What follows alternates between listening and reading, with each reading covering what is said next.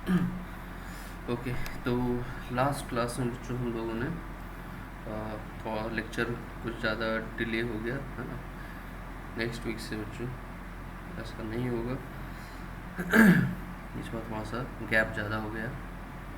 Okay, तो last class में थोड़ा एक बार देख लेना, चीज़ें याद नहीं आ रहा हो तो। लास्ट क्लास में हम लोग इलेक्ट्रिक फील्ड इंटेंसिटी फाइंड किए थे गॉस लॉ के हेल्प से, सॉलिड चार्ज स्फीयर है, नॉन कंडक्टिंग, और हॉलो स्फीयर है ना, इन सब की वजह से हम लोगों ने कैलकुलेशन किया था। आज हम लोग इलेक्ट्रिक फील्ड इंटेंसिटी कैलकुलेट करेंगे, तो भी गॉस लॉ ही चलेगा आज भी, है ना। आ जाओ, और कुछ और भी पढ़ेंगे आज हम लोग। आज कैलकुलेशन होगा सॉलिड स्फीयर का, तो हो गया। सिलेंडर का एक कैलकुलेशन बचा हुआ था बच्चों, आ जाओ पहले उसको कंप्लीट कर लेते हैं। Electric field intensity due to uniformly charged, due to uniformly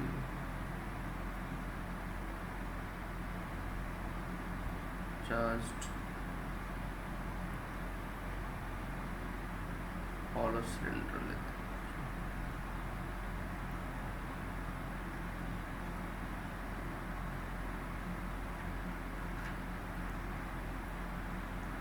of infinite length,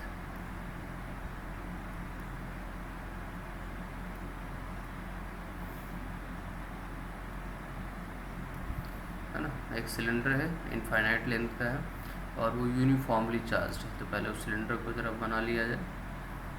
ये बच्चे ऐसा हॉलो सिलेंडर हो गया, मतलब बीच में कुछ भी नहीं रहेगा। जो भी चार्ज होंगे वो इसके कर्व सरफेस एरिया जो होता है, इस कर्व सरफेस एरिया पे होगा। और इसका जो लेंथ है ये ऐसा ही से कहाँ तक गया है, इन्फिनिटी तक, है ना। इनफाइनाइट लेंथ का है। चलो ओके, अब चार्ज इसके सरफेस पे कैसा है, यूनिफॉर्मली डिस्ट्रीब्यूटेड है। मान लेते हैं पॉजिटिव चार्ज ये यूनिफॉर्मली इसके सरफेस पे डिस्ट्रीब्यूटेड है। इनसाइड वॉल्यूम में नहीं होगा क्योंकि ये हॉलो स्फीयर है। चलो, चार्ज का तुम्हें दिया रहेगा चार्ज पर यूनिट, है ना, एरिया सरफेस पे है, तो चार्ज पर यूनिट एरिया का बात यहाँ पर किया जाएगा, ठीक है। और यदि वॉल्यूम में होगा तो चार्ज पर यूनिट वॉल्यूम। तो अब यहाँ पे कई बार तुम्हें चार्ज पर यूनिट एरिया में दे देता है, कई बार चार्ज पर यूनिट लेंथ में भी दे देता है, क्योंकि एक लेंथ भी है इसका, है ना। तो पर यूनिट लेंथ में भी दे सकता है। यदि चार्ज पर यूनिट लेंथ दिया है तो लेमडा देगा, चार्ज पर यूनिट एरिया दिया है तो फिर वो सिग्मा, है ना। यदि चार्ज पर यूनिट एरिया होगा तो सिग्मा दे देगा तुम्हें, चार्ज पर यूनिट एरिया। और यदि चार्ज पर यूनिट लेंथ होगा तो वो लेमडा के टर्म में देता है, मतलब एक सिंबल हुआ जैसे, तो वो किसी भी टर्म में लिख सकता है इसको, सिंबल ये तो कुछ भी लिख सकता है, बीटा अल्फा गामा कुछ भी लिख देगा। Charge per unit length. तो जैसे मान लो अब हमें इसका रेडियस, सिलेंडर का रेडियस है मान लो r, ठीक है। लेंथ तो इनफाइनाइट लेंथ का है, तो इस सिलेंडर की वजह से हमें इलेक्ट्रिक फील्ड इंटेंसिटी फाइंड करना है। तो अब इंटेंसिटी कहाँ पर फाइंड किया जाए, तो चलो एक तो इसका ये जो एक्सिस होता है, ये हो गया एक्सिस, है ना, जो सिलेंडर के एकदम सेंटर से बीचों बीच पास हो रहा होगा, ये हो गया तुम्हारा क्या, एक्सिस, एक्सिस ऑफ सिलेंडर, ठीक है। तो अब तुम्हें जो डिस्टेंस लेना होता है वो एक्सिस से ही लेना होता है, कि चलो एक्सिस से मान लो x डिस्टेंस पे कोई एक पॉइंट है P, एक्सिस से कितने डिस्टेंस पे, x डिस्टेंस पर एक पॉइंट है P, इस पॉइंट पे फाइंड करो इलेक्ट्रिक फील्ड इंटेंसिटी क्या होगा। मतलब यहाँ पे वही जैसे हॉलो स्फीयर में दो केस बनता था, एक इनसाइड पॉइंट एक आउटसाइड पॉइंट, है ना। तो वैसे ही तुम्हें दोनों जगह पे कैलकुलेशन करना होगा कि इनसाइड पॉइंट पे क्या होगा इलेक्ट्रिक फील्ड इंटेंसिटी, और आउटसाइड पॉइंट पे क्या होगा। तो इनसाइड पॉइंट की यदि बात करें मतलब अपना x जो होगा वो लेस देन r होगा। ओके, तो अब यहाँ पर गॉस लॉ लगाने के लिए गॉसियन सरफेस ड्रॉ करेंगे, ठीक है। तो इस केस में बच्चे हम लोग सिलेंड्रिकल गॉसियन सरफेस ड्रॉ करते हैं, जैसा कि हम लोग इनफाइनाइट लेंथ के रॉड के केस में करते थे, है ना। तो उस P पॉइंट को सरफेस पे लेकर एक गॉसियन सरफेस ऐसा बना दो। अब यदि हम लोग यहाँ पर इक्वेशन यूज़ करना चाहे, है ना, सरफेस इंटीग्रल इसका E dot D S equals to Q enclosed divided by epsilon naught. तो तुम ध्यान से देखो तो सारा का सारा चार्ज तो इस सिलेंडर के सरफेस पे, इनसाइड तो कोई चार्ज है ही नहीं। ये क्यू इनक्लोज्ड क्या हो जाएगा, ज़ीरो।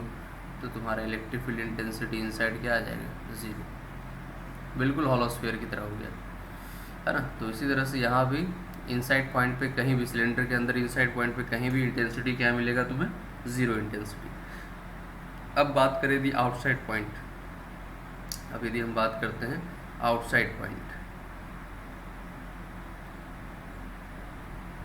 ज़रा देखते हैं आउटसाइड पॉइंट पे कैसे कैलकुलेशन होगा। आउटसाइड पॉइंट मतलब x क्या होना चाहिए, ग्रेटर देन r। तो सिलेंडर ड्रॉ कर लो यहाँ पे,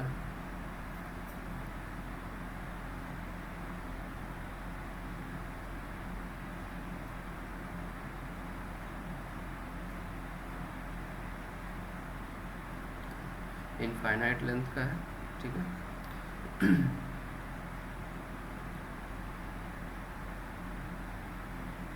चलो इसका रेडियस है r।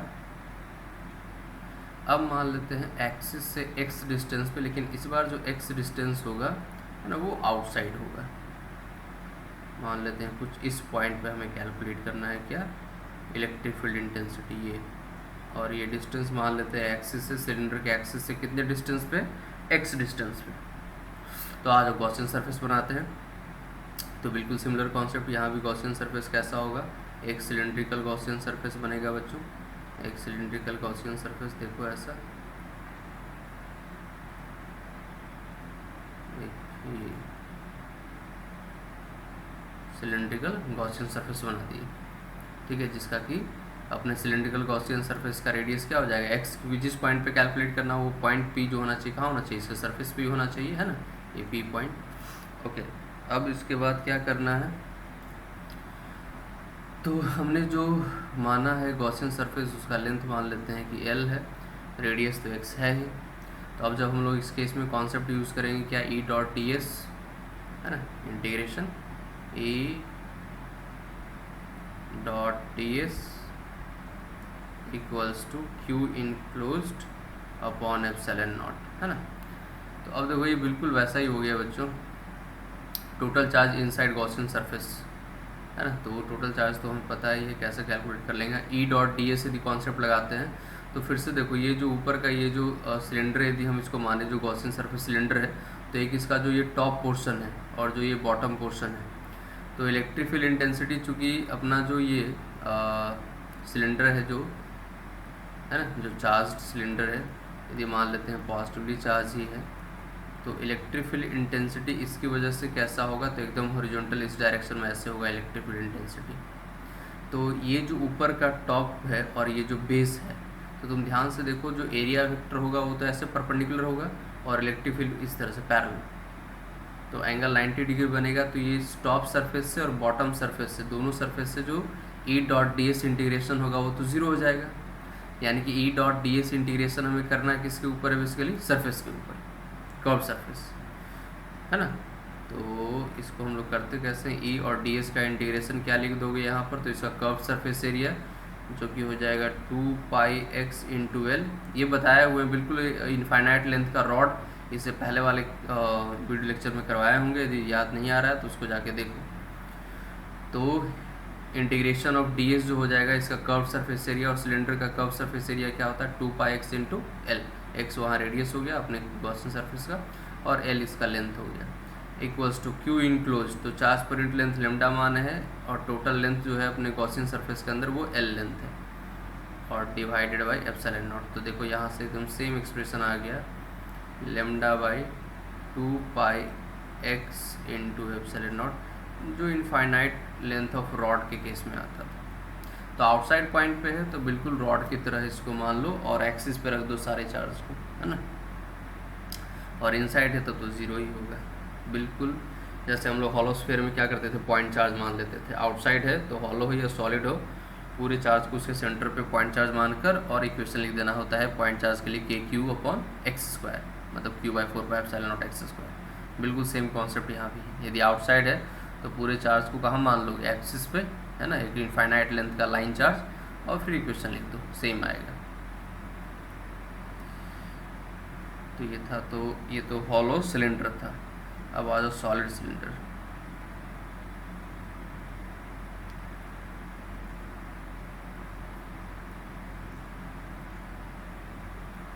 Intensity due to uniformly charged non conducting क्यों लिखते हैं सॉलिड के केस में, ये बताया हुआ है सॉलिड स्फीयर में, है ना, ताकि चार्ज उसके इनसाइड रह सके। कंडक्टिंग होगा तो क्या होगा बच्चों, चार्ज मूव करना शुरू कर देगा। नॉन कंडक्टिंग मूव करके सरफेस पे चला जाता है। Uniformly charge non conducting solid cylinder of infinite length.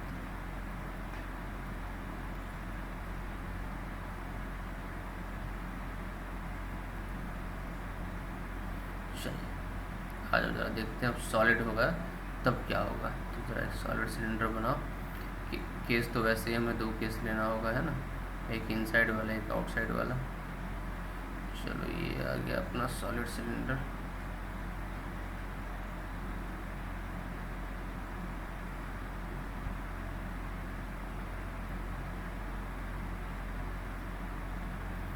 और इसका लेंथ इनफाइनाइट है बच्चों।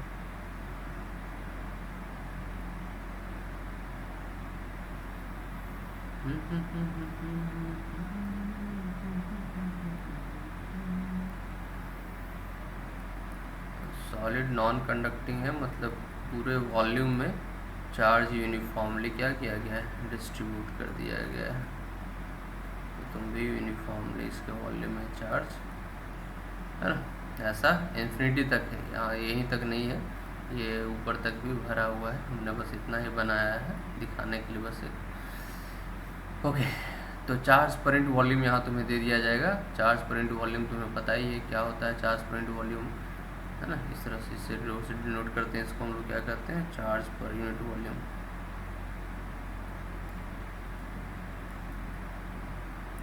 चार्ज डेंसिटी भी कह सकते हो इसको। ओके, अब पहला जो पॉइंट लेना है वो क्या लेना होता है, इनसाइड, मतलब एक्सिस से एक्स डिस्टेंस पर। स्फीयर होता है तो सेंटर से लेते हैं, सिलेंडर है तो एक्सिस से लोगे। तो इसके एक्सिस से कितने डिस्टेंस पे बच्चों, एक्स डिस्टेंस पे एक पॉइंट है, और वो पॉइंट क्या है, पी। और इस पॉइंट पे हमें कैलकुलेट करना है इलेक्ट्रिक फील्ड इंटेंसिटी। तो आगे का प्रोसीजर तो हमें पता ही है कि करना क्या है। इस पी पॉइंट को एक सिलेंडर के सरफेस पे मानते हुए और गॉसियन सरफेस सिलेंड्रिकल ड्रॉ कर लेना है। ये बन गया अपना गॉसियन सरफेस, ठीक है। तो पहला जो केस है, फर्स्ट केस में हम लोग इनसाइड पॉइंट लेते हैं, मतलब जो पॉइंट सेलेक्ट करते हैं वो सिलेंडर के इनसाइड ही होना चाहिए। उस पॉइंट पे हमें इलेक्ट्रिक फील्ड इंटेंसिटी चाहिए। ओके, तो अब कॉन्सेप्ट तो वही लगाओगे, इलेक्ट्रिक फील्ड इंटेंसिटी उस पॉइंट पे डॉट ds और उसका integration over close surface equals to जो चार्ज उस सरफेस के अंदर है डिवाइड बाय एप्सिलॉन नॉट। अब चूंकि ये सॉलिड सिलेंडर है तो इनसाइड पे चार्ज तो प्रेजेंट है। ये जो तुम एक सिलेंडर बनाए हो, है ना, ये सिलेंडर के जो तुम्हारे गॉसियन सिलेंडर का लेंथ मान लेते हैं कि L है, ये जो गॉसियन सिलेंडर तुम बनाया हो सरफेस, तो इसके अंदर तो चार्ज प्रेजेंट है, यहाँ पे ज़ीरो नहीं है। तो चार्ज कितना प्रेजेंट है भाई, कैसे निकालेंगे। तो चार्ज पर इनटू वॉल्यूम पता है, तुम जो गॉसियन सरफेस बनाया हो सेम, उसका तुम वॉल्यूम कैलकुलेट कर लो। तो सिलेंड्रिकल ही तो है, सिलेंडर का वॉल्यूम क्या होता है यार, पाई स्क्वायर इंटू L। तो इसका जो अपना गॉसियन सरफेस है, उस सिलेंडर का जो रेडियस है वो क्या है, x है। तो क्या लिख देंगे, चार्ज इनक्लोज पाई x square into L volume, और पर यूनिट वॉल्यूम में चार्ज रो। तो ये हो गया total charge divided by epsilon naught. अब जरा E डॉट ds पे सोच लेते हैं। तो ई डॉट डी एस फिर से जब इंटीग्रेशन करोगे तो देखो ये ऊपर का जो सरफेस है और नीचे के सरफेस से फिर से जीरो हो जाएगा, क्योंकि एरिया वेक्टर परपेंडिकुलर और इलेक्ट्रिक फील्ड इंटेंसिटी तो ऐसे हॉरिजॉन्टल हो जाएगा। तो 90 degree E dot D S इन दोनों सरफेस के लिए ज़ीरो। तो बचा अब इसका कर्व्ड सरफेस। तो कर्व सरफेस के लिए ई डॉट डी एस लगाओगे, इलेक्ट्रिक फील्ड इंटेंसिटी तो एक्स डिस्टेंस पे हर एक पॉइंट पे सेम ही होगा। तो इलेक्ट्रिक फील्ड इंटेंसिटी हम लोग कांस्टेंट है, कॉमन ले लिए। और देखो डी एस वेक्टर भी कैसे होता है, इस तरह से एरिया परपेंडिकुलर इस तरह से होगा और इलेक्ट्रिक फील्ड भी परपेंडिकुलर ही, दोनों सेम डायरेक्शन में। तो ई और डी एस के बीच एंगल हमेशा, सिलेंडर केस में तुम देखोगे ना, जैसे इलेक्ट्रिक फील्ड भी देखो इसी डायरेक्शन में है और एरिया वेक्टर भी क्या करते हैं उस सरफेस पे उस टाइम पे रेडियली आउटवर्ड, है ना, परपेंडिकुलर ड्रॉ करोगे आउटवर्ड डायरेक्शन में तो वो भी इधर ही होगा। तो एरिया वेक्टर और इलेक्ट्रिक फील्ड के बीच एंगल क्या बन रहा है, 0 डिग्री। तो ई डॉट डी एस में ई इंटू डी एस लिखोगे और ई तो चूँकि हर जगह पे सेम ही है तो बाहर निकाल लिए। इंटीग्रेशन किसका करेंगे, डी एस का, equals to pi X square L rho upon epsilon naught. अब ये डी एस में हमें सरफेस सिर्फ लेना कौन सा है, कर्व्ड सरफेस, क्योंकि ऊपर बॉटम और टॉप से तो जीरो ही होता है। तो कर्व्ड सरफेस का एरिया क्या हो जाएगा, 2 पाई एक्स इंटू एल। तो E into 2 pi X into L equals to pi X square L rho upon epsilon naught. तो यहाँ से पाई एक्स तो गया बच्चों, एल से एल चला जाएगा तो एक एक्स बच जाएगा, पाई से ये पाई चला गया, 2 नीचे आ जाएगा। तो ई इक्वल्स टू आ गया रो एक्स, है ना, यहाँ बच गया एक एक्स एक चला जाएगा और ये 2 और एप्सिलॉन नॉट। सिलेंडर में यदि याद करो तो सिलेंडर में आया था rho X by 3 epsilon naught, sorry sphere में, सॉलिड स्फेयर में इनसाइड पॉइंट पे rho X upon 3 epsilon naught और सिलेंडर में rho X upon 2 epsilon naught. एकदम इसको याद रखना बच्चों, ये भूलना नहीं है। ये तुम वेक्टर टर्म में लिखना चाहो तो एक्स को यदि वेक्टर मानो तो देखो एक्स भी रेडियली आउटवर्ड है और इलेक्ट्रिक फील्ड भी रेडियली क्या होगा, आउटवर्ड ही होगा। तो तुम यहाँ पे ऐसे वेक्टर साइन भी लगा सकते हो, vector E equals to rho vector X upon 2 by epsilon naught, है ना। नेगेटिव चार्ज होगा तो रो अपने आप नेगेटिव हो जाएगा, तो माइनस एक्स मतलब एक्स इस डायरेक्शन में है और यदि नेगेटिव चार्ज है तो इलेक्ट्रिक फील्ड क्या होगा, अंदर एक्सिस की तरफ। यदि सिलेंडर पॉजिटिवली चार्ज है तो इलेक्ट्रिक फील्ड किसी पॉइंट पे इनसाइड जो तुम्हारा एक्सिस होगा उससे अवे रेडियली आउटवर्ड होगा और यदि नेगेटिव चार्ज है तो रेडियली इनवर्ड, है ना। तो ये तो हुआ इनसाइड पॉइंट पे। आउटसाइड पॉइंट की यदि बात करें तो आउटसाइड पॉइंट पे बच्चे एग्जैक्टली वैसा ही सेम हो जाता है। फिर पूरे चार्ज को कहाँ मान लेना है, एक्सिस पे मान लेना है ना, और बस वही इनफाइनाइट लाइन चार्ज का कॉन्सेप्ट लगा देना है और कुछ भी नहीं।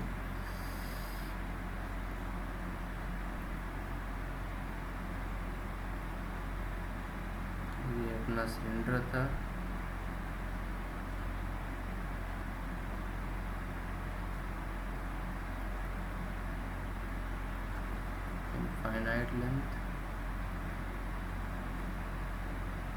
इनफाइनाइट लेंथ है ना, और ये इस तरह से यूनिफॉर्मली चार्ज्ड है।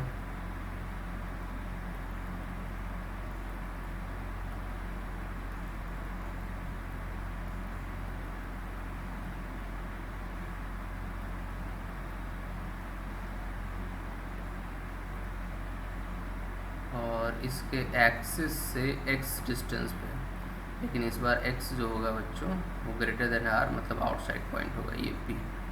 तो समझ रहे हो, फिर से इसको इस तरह से गॉसियन सरफेस बनाना है एकदम। अब सिमिलर प्रोसेस तो अभी तुम लोग देखे थे थोड़ी देर पहले, बस एग्जैक्टली वैसे ही चलेगा। देखो ना लिए, ठीक है। इसके बाद अब ये मान लो L लेंथ का है, ये कैसे लेंथ का है, L लेंथ का है। तो P पॉइंट पे दी हमें लिखना है क्या, इलेक्ट्रिक फील्ड इंटेंसिटी। तो कॉन्सेप्ट वही लगाएंगे, E डॉट डी एस का इंटीग्रेशन करेंगे, E dot D S Gauss law equals to Q enclosed upon epsilon naught. तो हर पॉइंट पे electric field intensity D S के बीच वही एंगल 0 डिग्री होगा, सेम कहानी। तो तुम्हारा जो E है, इलेक्ट्रिक फील्ड इंटेंसिटी कांस्टेंट है हर जगह पर, तो बाहर आ जाएगा, इंटीग्रेशन होगा किसका, ds का। अब चार्ज इनक्लोज्ड की बात करें बच्चों, तो अंदर टोटल चार्ज कितना होगा, तो सोचो चार्ज तो इतने में ही प्रेजेंट है ना, चार्ज तो इसी वॉल्यूम में प्रेजेंट है पूरे अपने। जैसे हम लोग चार्ज कैसे निकालेंगे, चार्ज जितने वॉल्यूम में प्रेजेंट है इनटू डेंसिटी। तो ऐसा नहीं कि वॉल्यूम इस तुम ले लेना किसका, एक गॉसियन सिलेंडर जो बनाया इसका वॉल्यूम मत ले लेना, क्योंकि गॉसियन सिलेंडर वाले पूरे वॉल्यूम में तो चार्ज प्रेजेंट नहीं है ना, चार्ज तो बस इतने वॉल्यूम में प्रेजेंट है, तो हमें उतना ही वॉल्यूम लेना होगा। तो अब सोचो ये जो यहाँ से यहाँ तक ये जो सिलेंडर का वॉल्यूम होगा ये कैसे लिखोगे, तो सिलेंडर का रेडियस तो हमें पता ही है r, तो पाई आर स्क्वायर, और कितना लेंथ लेना है, गॉसियन सरफेस एल लेंथ का है तो यही एल लेंथ पोर्शन इनसाइड है, तो pi R square into L volume हो गया और into density divide by epsilon naught. अब ds का इंटीग्रेशन तुम्हें क्या दे देगा, तो ds का इंटीग्रेशन करोगे तो इंटीग्रेशन हमें क्या दे देगा बच्चों, इंटीग्रेशन देगा चूँकि ds एरिया है और चूँकि फ्लैट एरिया तो ऊपर का और नीचे का फिर से वही कहानी जीरो हो जाएगा है ना, ई डॉट ds वहाँ पे क्या हो जाएगा, इस सरफेस के लिए जीरो, यानी कि सिर्फ हमें कौन सा एरिया लेना है, ये कर्व सरफेस, तो 2 पाई x इंटू एल, तो e into 2 pi x into L equals to pi R square L rho upon epsilon naught. ये l से l गया, पाई से पाई चला गया बच्चों, तो E इक्वल्स टू अभी जो एक्सप्रेशन आ रहा है वो आ रहा है R square into density charge per into volume divided by 2x into epsilon naught, ठीक है। तो ये हुआ डेंसिटी के टर्म में। तुम ध्यान से देखो तो रो कांस्टेंट, आर भी कांस्टेंट, तो ये 1/x के इन्वर्सली प्रोपोर्शनल आ रहा है 1/x के, ठीक है। बट इसको यदि तुम लेमडा के टर्म में लिखना चाहो, जैसे ये सिलेंडर है तो पर यूनिट लेंथ पे भी तो कुछ ना कुछ चार्ज होगा ही ना, है ना, पर यूनिट लेंथ पे भी तो कुछ ना कुछ चार्ज होगा। तो यदि हम लोग मान लेते हैं कि हमें दिया हुआ रहता है charge per unit length lambda है, चार्ज पर यूनिट वॉल्यूम है ना, सिग्मा ये रो है, but charge per unit length जो है वो लेमडा है, चार्ज पर यूनिट लेंथ हमें दिया रहता है क्या, लेमडा पर unit length. Charge per unit volume भी दिया हुआ है, चार्ज पर यूनिट हमें लेंथ भी दिया हुआ है, ठीक है। तब ऐसे केस में फिर क्या करेंगे, तो ये हम जो एक्सप्रेशन लिखे चार्ज पर यूनिट वॉल्यूम के केस में लिखें, चार्ज पर यूनिट लेंथ के टर्म में लिखना हो तो कैसे लिखेंगे, तो आ जाओ लेमडा और रो में रिलेशन निकाल लेते हैं। तुम सोचो ज़रा इस एल लेंथ में टोटल चार्ज यदि हम रो के टर्म में लिखना चाहें तो रो के टर्म में कैसे लिखेंगे भाई, तो रो इंटू वॉल्यूम, तो वॉल्यूम हो जाएगा pi R square into L, है ना, pi R square into H equals to, यदि लेमडा के टर्म में लिखना चाहें तो charge per unit length lambda, total length कितना है भाई एल, तो लेमडा इंटू एल हो जाएगा। और टोटल चार्ज ही लिख रहे हैं दोनों केस में, तो टोटल चार्ज तो इक्वल ही होगा, है ना। इस पूरे वॉल्यूम में ये पूरा जो गॉसियन सरफेस के अंदर जो पोर्शन है इस पर तो टोटल चार्ज तुम लेमडा के टर्म में लिखो या रो के टर्म में लिखो, टोटल चार्ज का वैल्यू तो सेम ही रहेगा ना। अब यहाँ से इक्वेट करके तुम कैलकुलेट कर ले सकते हो, ये pi R square rho into R square, L और एल तो कट जाएगा, equals to lambda by pi, rho into R square equals to lambda by pi, तो रो इंटू आर स्क्वायर की जगह लेमडा बाई पाई पुट करोगे तो ये lambda by 2 pi epsilon naught into x, तो lambda term में देखो एकदम बिल्कुल वही आ गया जो इनफाइनाइट लेंथ का रॉड का होता था, lambda by 2 pi epsilon naught into x, तो कर भी तो वही रहे हैं। यदि आउटसाइड पॉइंट पे निकालना तो क्या करना है, इसको पूरे चार्ज को इस एक्सिस पे कंसंट्रेटेड एज्यूम कर लेना है, और एक्सिस कैसा इनफाइनाइट लेंथ का एक रॉड है, उससे एक्स डिस्टेंस पे क्या हो जाएगा lambda by 2 pi epsilon naught into X, where lambda is the charge per unit length on the cylinder, ठीक है। यदि इसमें कोई कंफ्यूजन रहा हो तो पूछ लेना, ठीक है। वैसे ये रिजल्ट याद रखना बच्चों कैसा है, इसका तुम चाहो तो ग्राफ ड्रॉ कर सकते हो, फॉलो और सॉलिड दोनों के केस में। फॉलो के केस में यदि ग्राफ ड्रॉ करोगे तो ग्राफ कुछ ऐसा बनेगा, electric field intensity versus x का ग्राफ, जैसे हम लोग वहाँ पे ड्रॉ किए थे स्फेयर वाले केस में, है ना। तो हॉलो के इनसाइड तो जीरो ही है, कहाँ तक, तो R X equals to R तक तो कोई फील्ड नहीं, जीरो रहेगा, है ना। एक्स इक्वल्स टू आर से अचानक से स्टार्ट होगा और एक्स इक्वल्स टू आर से स्टार्ट होने के बाद घटना शुरू हो जाएगा, क्योंकि देखो बाहर जैसे जैसे एक्स बढ़ता जाएगा वैसे वैसे इलेक्ट्रिक फील्ड क्या होगा, आगे घटता चला जाएगा। तो ये यहाँ पर इलेक्ट्रिक फील्ड जो है 1/x के डायरेक्टली प्रोपोर्शनल, तो ये आउटसाइड पॉइंट हो गया, इनसाइड पे तो जीरो ही था। तो कुछ ऐसा ग्राफ बनेगा, ये बिल्कुल वैसा ही जैसा हॉलो स्फीयर में ग्राफ बनता था, है ना। वहाँ पे बस आउटसाइड में ई प्रोपोर्शनल होता है 1/x² के, क्योंकि वहाँ पॉइंट चार्ज की तरह कंसिडर करते हैं। ग्राफ का शेप कुछ ऐसा ही रहता है। अब यदि हम लोग सॉलिड सिलेंडर के लिए ड्रॉ करेंगे ग्राफ, तो ग्राफ कुछ ऐसा हो जाएगा, या यहीं पे ड्रॉ कर दें, हम लोग अपना लिख लेना अच्छे से, है ना। ग्राफ यहीं पे ड्रॉ कर देते हैं, एक ही में अपना ये कहानी ख़त्म हो जाएगा। देखो ग्राफ बिटवीन, ये अलग से लिख लेना, graph between electric field intensity and x in case of solid sphere. तो देखो इनसाइड में अब सॉलिड सिलेंडर में इनसाइड में जीरो तो नहीं होता है, एक्स के डायरेक्टली प्रोपोर्शनल है ना, बिल्कुल जैसे वहाँ पे होता था ρ(x)/3ε0 एक्स के directly proportional.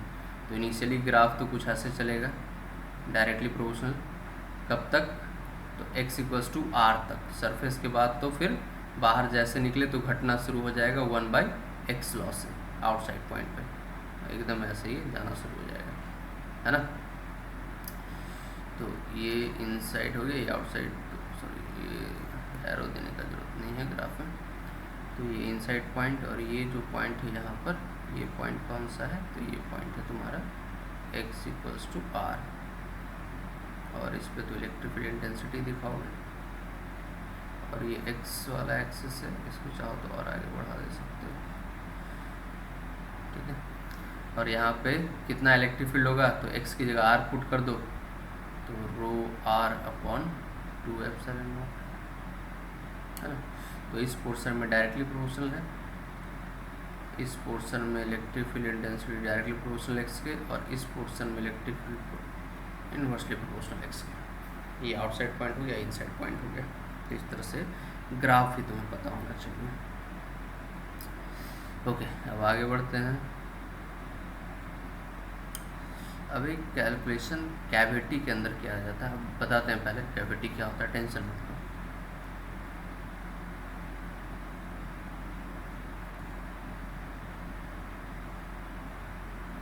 Electric field intensity inside spherical cavity.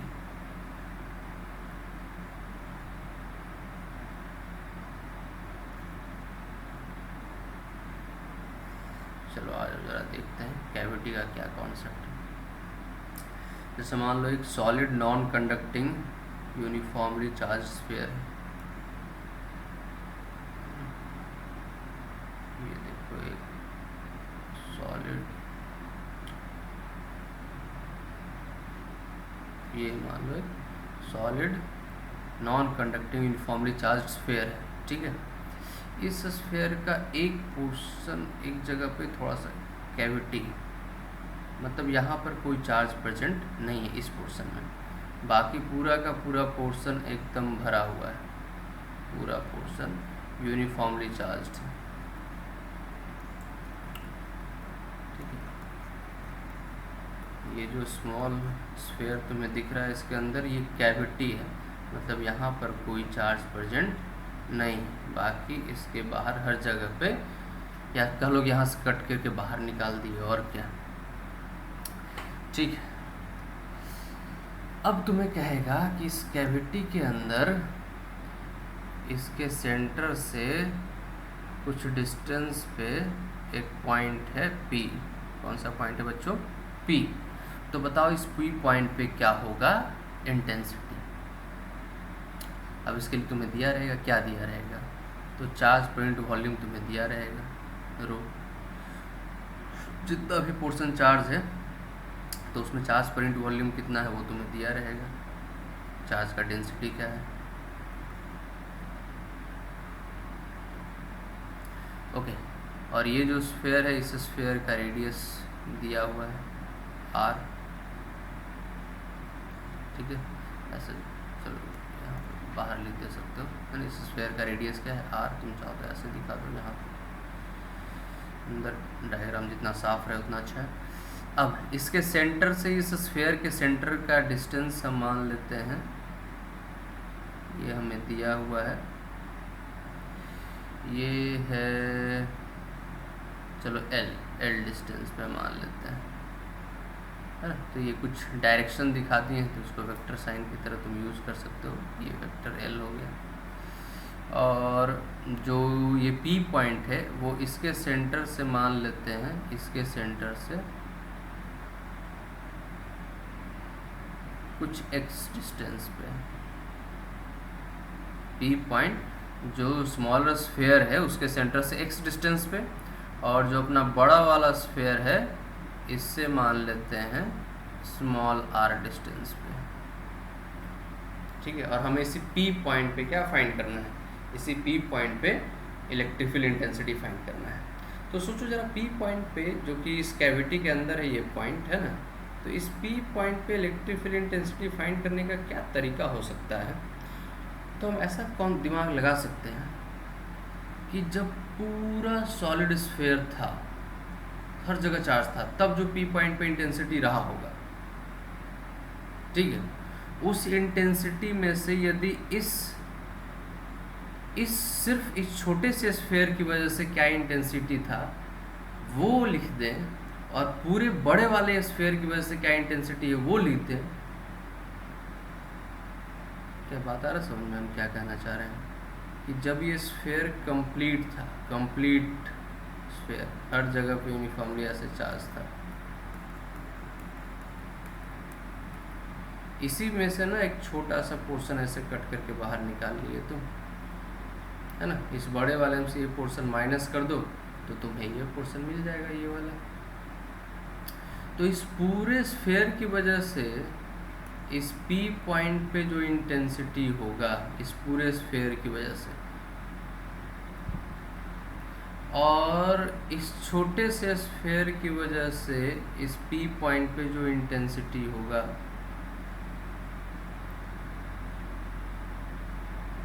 इस छोटे से स्फीयर की वजह से जो इस P पॉइंट पे इंटेंसिटी होगा, तो यदि हम इस पूरे बड़े स्फीयर की वजह से इंटेंसिटी यदि हम E1 मान लें और छोटे स्फीयर की वजह से इंटेंसिटी E2 मान लें, तो E1 माइनस E2 कर दें तो हमें इस कैविटी के अंदर मिल जाएगा P पॉइंट पे इंटेंसिटी। वही ना हो रहा है जी, कि यहाँ से कैविटी करने का मतलब क्या है कि यहाँ पे जो चार्ज था उसको हटा दिया गया, तो उसका इफेक्ट जो था इस पूरे चार्ज का इस P पॉइंट पे, क्योंकि P पॉइंट पे जो इंटेंसिटी होगा वो तो पूरे सभी चार्ज की वजह से होगा। तो इस स्फीयर के अंदर जो चार्ज था उसकी वजह से भी तो इंटेंसिटी था यहाँ पर, तो पूरे स्फीयर की वजह से लिख के और इस स्फीयर की वजह से जो इंटेंसिटी था उसको माइनस कर दो, कहानी खत्म हो जाएगा। तो कंप्लीट बड़े वाले स्फीयर की वजह से इंटेंसिटी कितना होगा, तो वो हो जाएगा बच्चों, तुम्हें यदि याद हो तो rho and rho X upon epsilon naught, और एक्स क्या होता था, सेंटर से डिस्टेंस। तो इस सेंटर से डिस्टेंस हम क्या माने हैं, r, तो हम लिख देंगे क्या, रो r upon 3 epsilon not. Centre देखना सॉलिड स्फीयर, सॉलिड स्फीयर में यदि डेंसिटी रो है चार्ज का, तो उससे r डिस्टेंस पे यदि कोई पॉइंट P है सेंटर से, तो उस P पॉइंट पे इंटेंसिटी होता है रो r अपॉन 3 एप्सिलॉन नॉट। उसी तरह से E2 यदि हम निकालें, जो हम रिमूव कर दिए हैं स्फीयर, उसकी वजह से, तो ये भी तो एक सॉलिड स्फीयर ही है, सेंटर से x डिस्टेंस पे पॉइंट P है, तो इंटेंसिटी क्या होगा, और डेंसिटी तो अंदर चार्ज का वही रहेगा, क्योंकि डेंसिटी तो वही रहेगा ना भाई इसके अंदर भी, है ना, क्योंकि सेम ही स्फीयर से तो काट के इसको निकाले हो। तो रो बस x डिस्टेंस पे है इसके सेंटर से, तो रो x अपॉन 3 एप्सिलॉन नॉट। तो यदि नेट इंटेंसिटी हमें P पॉइंट पे चाहिए इस कैविटी वाले केस में, तो वो हो जाएगा E1 माइनस E2। अब E1 माइनस E2 करके देख लो, तो रो अपॉन 3 एप्सिलॉन नॉट दोनों में है, कॉमन ले लिए, अंदर बच गया vector r minus vector X, vector sign क्योंकि बच्चे intensity is a vector quantity, और ये आर वेक्टर का मतलब समझ रहे हो, सेंटर से उस पी पॉइंट को ज्वाइन करने वाला, क्योंकि यहाँ पे इलेक्ट्रिक फील्ड इंटेंसिटी यदि निकालना है ना, तो ये पॉजिटिव पॉइंट चार्ज रखो, इसको क्या होगा, रेडियली आउटवर्ड रिपेल करेगा। तो वेक्टर आर यहाँ पर और इलेक्ट्रिक फील्ड इंटेंसिटी दोनों देखो सेम ही डायरेक्शन में होता है ना, इसीलिए वेक्टर टर्म में लिखते हैं इस तरह से। अब vector R minus vector X क्या है, तो पहले से इसलिए हम ट्रायंगल यहाँ बनाकर देखो रख दिए हैं। वेक्टर आर देखो, vector L plus vector R, sorry vector L plus vector X, triangle लगा के देखो, vector L plus vector X equals to क्या हो जाएगा, वेक्टर आर।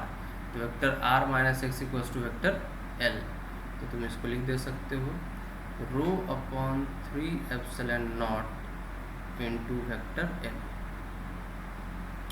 ये आया पी पॉइंट पे कैविटी के अंदर नेट इलेक्ट्रिक फील्ड इंटेंसिटी।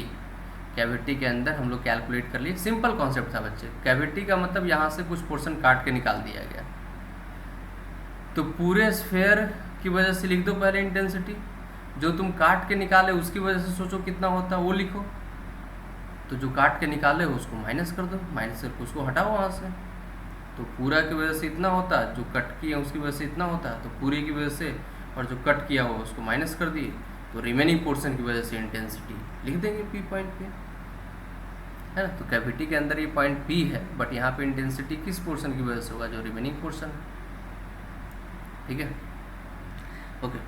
तो अब ध्यान से जरा इसी रिजल्ट को देखते हैं। अब सोचो कैविटी के अंदर हम लोग कैविटी के जो स्फेरिकल कैविटी है उसके सेंटर से एक्स डिस्टेंस पे पी पॉइंट लिए थे, है ना। जैसे मान लो ये है अपना सॉलिड स्फेयर और इसके अंदर है एक छोटा सा कैविटी, इसके अंदर यहाँ पे एक छोटा सा क्या है, कैविटी है। चलो अब कैविटी के हम इस पॉइंट पे मतलब सेंटर से एक्स डिस्टेंस पे जो पॉइंट था यहाँ पे हमने इंटेंसिटी निकाल रहा था। चलो इसको थोड़ा बड़ा डायग्राम बनाकर दिखाते हैं, ज़्यादा समझ में आएगा। रिजल्ट देख लो, आ जाओ नेक्स्ट पेज पे।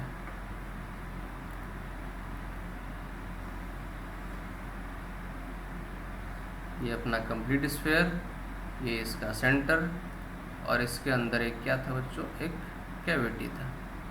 चलो मान लेते हैं ये है वो कैविटी, है ना। बाकी पूरा का पूरा स्फीयर क्या था, यूनिफॉर्मली चार्ज्ड। और यहाँ से तो कट करके बाहर ही निकाल लिया गया है, तो इसके अंदर चार्ज तो होगा नहीं कैविटी। तो ये बड़े वाले स्फीयर का सेंटर, ये छोटे वाले स्फीयर। तो इस छोटे वाले स्फीयर के सेंटर से कितने डिस्टेंस पे लिए थे हम वो पॉइंट, एक्स डिस्टेंस पे, ठीक है भाई साहब। और ये सेंटर टू सेंटर डिस्टेंस क्या था, एल। तुम ध्यान से देखो तो इस पी पॉइंट पे जो इंटेंसिटी आया है वो तो एक्स पे डिपेंड ही नहीं कर रहा है। वो इंटेंसिटी पी पॉइंट पे आया क्या है, तो आया है rho L upon 3 epsilon not. मतलब ये पॉइंट तुम यहाँ भी सिलेक्ट करते और इसको यदि तुम एक्स लेते तो भी देखो ये vector R minus vector X फिर से क्या देता तुम्हें, वेक्टर एल। मतलब इनसाइड पॉइंट तुम कहीं लो, इंटेंसिटी इस तुम सेंटर से कितने डिस्टेंस पे ले रहे हो उस पर डिपेंड ही नहीं कर रहा है। मतलब कैविटी के अंदर उसके सेंटर से कितने डिस्टेंस पे वो पॉइंट, इससे कोई मतलब नहीं है। ये तो डिपेंड कर रहा है एल पे, और एल क्या है, जो बड़ा स्फीयर है और जो कैविटी है उसके सेंटर टू सेंटर का डिस्टेंस है। बात आ रहा समझ में। ये जो एल है, ये एल क्या है, ये तो दोनों स्फीयर के सेंटर टू सेंटर का डिस्टेंस है। तो तुम पॉइंट यहाँ लो, यहाँ लो, यहाँ लो, यहाँ लो, कहीं लो, ये दोनों स्फीयर के बीच के सेंटर का डिस्टेंस तो ये रहेगा हमेशा। मतलब तुम पॉइंट कहीं लो, हर जगह पे इलेक्ट्रिक फील्ड क्या आएगा बच्चों, सेम। यानी कि कैविटी के अंदर इलेक्ट्रिक फील्ड क्या होता है, कांस्टेंट होता है, और वैल्यू होता है rho L upon 3 epsilon naught, where L is the distance between centre of solid sphere and centre of cavity. यानी कि कैविटी के अंदर इलेक्ट्रिक फील्ड जो होगा, इलेक्ट्रिक फील्ड इनसाइड कैविटी कैसा होगा बच्चों? यूनिफॉर्म।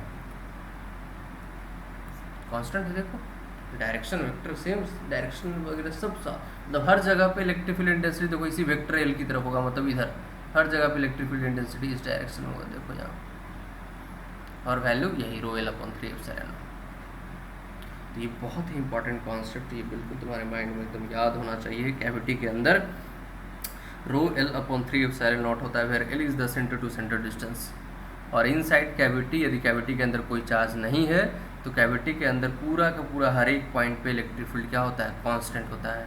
और कैविटी के अंदर फील्ड कैसा होता है? यूनिफॉर्म होता है, जो कि हम लोग यहाँ पे देखें रिजल्ट के अकॉर्डिंग। ठीक है, चलो एक और क्वेश्चन देखो, इस पर आ जाओ।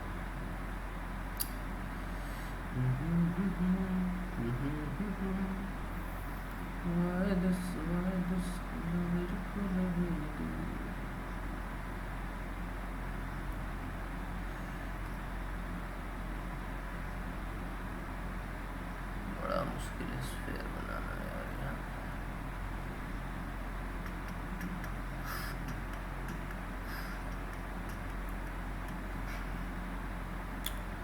ये जो था ये पॉजिटिवली चार्ज सॉलिड स्फीयर था, दो एकदम सेम साइज के हमने, या डिफरेंट साइज ही मान लो, कोई फर्क नहीं पड़ता। दो सॉलिड स्फीयर था यूनिफॉर्मली चार्ज, बस फर्क इतना था कि एक पॉजिटिवली चार्ज था और एक नेगेटिवली चार्ज था। हाँ, but charge per unit volume जो था दोनों का रो ही था, बस ये नेगेटिव है और ये पॉजिटिव है। मतलब इसमें मान लो plus 10 coulomb per unit volume में है, तो इसमें minus 10 coulomb per unit volume में है, ये दिया हुआ था क्वेश्चन। तो अब ये देखो, ये जो पोर्शन है, जो कॉमन पोर्शन होगा दोनों का, वो न्यूट्रलाइज हो जाएगा, क्योंकि जितना पॉजिटिव उतना नेगेटिव, तो इसलिए ये जो कॉमन पोर्शन है वो क्या हो जाएगा? न्यूट्रलाइज हो जाएगा। चलो ठीक है भाई, तो न्यूट्रलाइज हो गया कॉमन पोर्शन। ओके, अब दोनों स्फीयर के सेंटर टू सेंटर का डिस्टेंस हमें दिया हुआ है, दोनों सिमिलर साइज का, ये मान लो दोनों का रेडियस सेम है। तो सेंटर टू सेंटर से हमें डिस्टेंस दिया हुआ है, ये डिस्टेंस मान लो हमें दिया हुआ है, कुछ मान लेते हैं एल होगा डिस्टेंस में, ठीक है, ये डिस्टेंस एल है। अब इसमें ये जो कॉमन पोर्शन है दोनों का, इस कॉमन पोर्शन में किसी भी पॉइंट पे हमसे पूछा जा सकता है कि बताओ इलेक्ट्रिक फील्ड इंटेंसिटी क्या होगा इस पी पॉइंट पे। तो ये पी पॉइंट दोनों स्फीयर के इनसाइड आता है। तो तुम ध्यान से देखो तो कॉन्सेप्ट फिर से वही हो गया बच्चे, है ना। इस पॉजिटिव चार्ज की वजह से लिख दो, नेगेटिव चार्ज की वजह से लिख दो, तो वैसे पॉजिटिव में से इसको माइनस कर दो, नेट फील्ड मिल जाएगा। सिंपल सी कॉन्सेप्ट है, कोई बहुत बड़ा कॉन्सेप्ट तो है नहीं। तो E1 लिखो, E1 कितना हो जाएगा भाई? तो मान लेते हैं इससे R1 डिस्टेंस पे है ये पॉइंट, इसके सेंटर से मान लेते हैं R2 डिस्टेंस पे है ये पॉइंट, ठीक है। तो E1 जो हो जाएगा वो रो R1 अपॉन 3 एप्सिलॉन नॉट, और जो E2 होगा वो क्या होगा बच्चों? तो वो रो R2 अपॉन 3 एप्सिलॉन नॉट। तो नेट यदि हमें निकालना है पी पॉइंट पे, तो क्या कर देंगे? माइनस कर देंगे दोनों के इफेक्ट को, माइनस कर दो, है ना।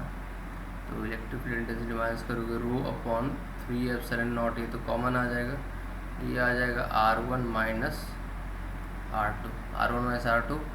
फिर से ध्यान से देखो, R1 माइनस R2 क्या देगा? Vector L। हाँ, लेकिन वेक्टर L को ड्रॉ सही से करना होगा, यहाँ पर टेल और यहाँ पर हेड। अब तुम देखो ध्यान से, वेक्टर L यदि इसको हम माने, मतलब O1 से O2 सेंटर को ज्वाइन करने वाला जो वेक्टर है वेक्टर L, तो vector L plus vector R2 equals to vector R1। तो R1 minus R2 equals to vector L, तो ये आ गया rho by 3 epsilon naught vector L, कुछ वैसा ही आया है। तो बस ये इस तरह से तुम्हें दिया रहे, तो मतलब समझ कॉन्सेप्ट बस तुम्हें बता रहे हैं कि पॉजिटिव नेगेटिव इस तरह से। ये कैविटी का मतलब सिंपल समझ लो है ना। कैविटी का मतलब वहाँ से पोर्शन रिमूव किया गया तो तुम्हें उसके इफेक्ट को रिमूव करना है, या तुम कैविटी पे वहाँ मान सकते हो कि वहाँ जो कैविटी था ना, तो वहाँ पे ये भी एज्यूम कर सकते थे कि ये कैविटी यदि है तो ये नेगेटिवली चार्ज मान लो यहाँ स्फीयर है, बाकी पोर्शन कैसा था, पॉजिटिवली चार्ज। पॉजिटिव चार्ज को रिमूव किए तो उतना हम मान लेते हैं क्या, इस पर नेगेटिव चार्ज आ गया हो, तो नेगेटिव की वजह से लिखेंगे, पॉजिटिव की वजह से लिखेंगे, तो बात वही होगा, पॉजिटिव का प्लस इसका नेगेटिव का माइनस करोगे तो ये माइनस बी वाला ही कॉन्सेप्ट आएगा, तो रिजल्ट वही आएगा। तो यहाँ पे बिल्कुल वैसा ही था, एक पॉजिटिव एक नेगेटिव पोर्शन को सब्ट्रैक्ट करके रिजल्ट आ गया। तो इस तरह से हम लोग कैविटी के अंदर क्या निकालते हैं, इलेक्ट्रिक फील्ड इंटेंसिटी। क्लियर है? तो चलो इस वीडियो को भी यहीं पे लेक्चर को कंप्लीट करते हैं, फिर नेक्स्ट लेक्चर देखना। नेक्स्ट लेक्चर में हम लोग थोड़ा सॉलिड एंगल का कॉन्सेप्ट देखेंगे, ठीक है, और उससे गॉस लॉ थोड़ा और इजी हो जाता है उसमें कैलकुलेशन करना, थोड़ा सा वो बताकर फिर हम लोग ये इलेक्ट्रिक फील्ड इंटेंसिटी की कहानी ख़त्म करके पोटेंशियल में इंटर कर जाएंगे। अब इलेक्ट्रोस्टैट मुश्किल से 6-7 लेक्चर होते हो तुम्हारा इलेक्ट्रोस्टैट पूरा कंप्लीट, एक बहुत बड़ा पोर्शन है इलेक्ट्रोस्टैट जो कि अब कंप्लीट हो जाएगा।